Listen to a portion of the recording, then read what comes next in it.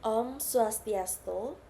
Perkenalkan, nama saya Putu Zizka Juliandari dari kelas Manajemen Pemasaran B Pagi, nomor absen 13 dengan NIM 230 261 210 130. Pada video kali ini, saya akan memaparkan secara lisan jawaban ujian akhir semester mata kuliah Komunikasi Bisnis dengan dosen pengampu Ibu Dr. Niputu Nita Anggreni, SEMM. Baik, langsung saja ke pembahasannya. Yang pertama itu ada revisi pesan bisnis. Di sini saya merevisi pesan bisnis yaitu kepada dengan K-nya huruf besar, YTH dengan Y-nya huruf besar, titik, kemudian pelanggan dengan P-nya huruf besar dan diakhiri dengan tanda koma. Kemudian di paragraf pertama itu ada kami dengan K-nya huruf besar. Mohon maaf atas keterlambatan pengiriman pesanan Anda, A-nya huruf besar, yang disebabkan oleh kendala di gudang kami, titik. Saat ini dengan S-nya huruf besar, kami sedang melakukan proses perbaikan agar pesanan dapat segera dikirim kembali, titik. Kemudian paragraf kedua itu ada pesanan Anda dengan P dan A-nya huruf besar dijadwalkan dikirim ulang pada minggu depan, titik. Kami, K-nya huruf besar, sangat menghargai kesabaran dan pengertian Anda dengan A-nya huruf besar dan diakhiri dengan titik.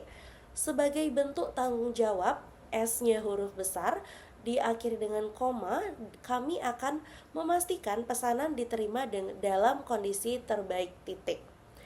Kemudian, terima kasih atas kepercayaan Anda kepada kami. Terima kasihnya T-nya huruf besar dan A-nya huruf besar diakhiri dengan titik. Kemudian di bawahnya itu ada hormat kami dengan H-nya huruf besar diakhiri koma dan di bawahnya ditulis tim kami dengan huruf awalan T-nya huruf besar. Kemudian nomor 2, itu ada perbedaan budaya dalam komunikasi bisnis. Perbedaan budaya dapat mempengaruhi komunikasi verbal dan nonverbal. Orang Indonesia cenderung santai dan fleksibel, sedangkan orang Jepang itu lebih disiplin, formal, dan menghargai ketepatan waktu.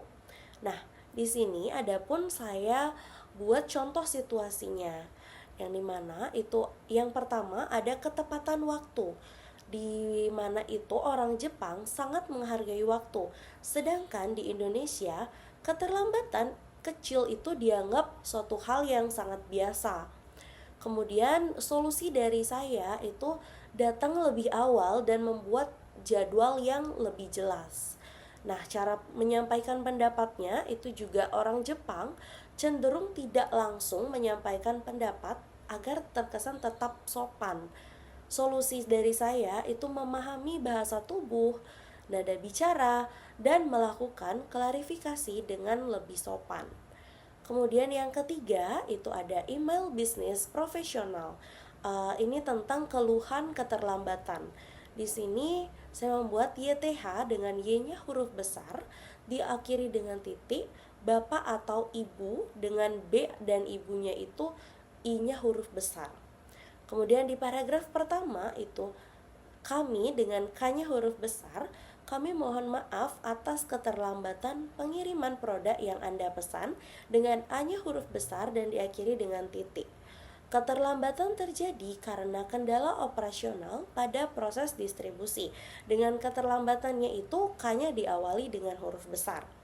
Kemudian paragraf kedua itu saat ini dengan S-nya huruf besar, pesanan Anda dengan A-nya huruf besar sedang kami proses dan diperkirakan tiba pada dalam kurung tanggal. Nah, di sini dicatat tanggal untuk estimasi perkiraan tiba diakhiri dengan titik. Kemudian kami berkomitmen dengan K-nya huruf besar memberikan pelayanan terbaik dan memastikan produk diterima dengan baik, titik. Nah, diakhiri dengan terima kasih dengan T-nya huruf besar atas pengertian dan kesabaran Anda dengan A-nya huruf besar dan diakhiri dengan titik.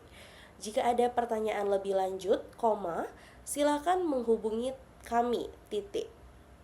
Dengan diakhiri dengan hormat kami dengan hanya huruf besar dan diakhiri dengan koma, itu di bawahnya ada nama perusahaan. Kemudian untuk soal nomor 4, itu ada 4 hambatan komunikasi dalam bisnis.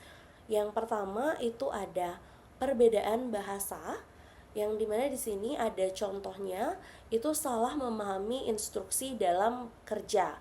Nah, strateginya ini digunakanlah bahasa yang sederhana dan lebih jelas. Kemudian ada gangguan teknologi, yang dimana saya mengambil contoh seperti jaringan internet yang buruk saat adanya rapat online. Nah, strategi yang digunakan menurut saya itu bisa menyiapkan koneksi cadangan untuk jaga-jaga internet yang buruk. Kemudian ada perbedaan budaya, yang dimana saya ambil contoh cara berbicara dianggap kurang sopan. Nah, strateginya itu bisa memahami budaya lawan bicara. Kemudian ada kurang mendengarkan, yang saya ambil contohnya itu informasi kerja tidak dipahami dengan baik. Nah, strategi untuk ini yaitu melakukan konfirmasi ulang terhadap suatu informasi untuk meminimalisir terjadinya ketidakpahaman atau kesalahan pada informasi suatu pekerjaan. Kemudian di soal nomor 5 itu ada pengertian dan peran komunikasi bisnis. Komunikasi bisnis adalah proses penyampaian informasi dalam organisasi untuk mencapai tujuan perusahaan agar secara lebih efektif.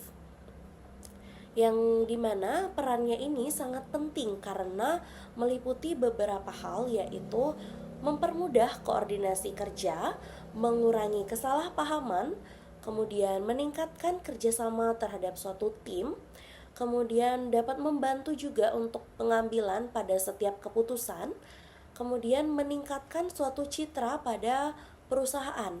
Nah, komunikasi yang efektif itu membantu perusahaan dapat mencapai target dengan lebih cepat dan efisien tentunya. Demikian pemaparan jawaban saya. Saya mohon maaf apabila ada kesalahan kata atau perilaku yang tidak berkenan di hati. Akhir kata saya ucapkan terima kasih dan saya akhiri dengan Parama Santi. Om Santi Santi Santi Om.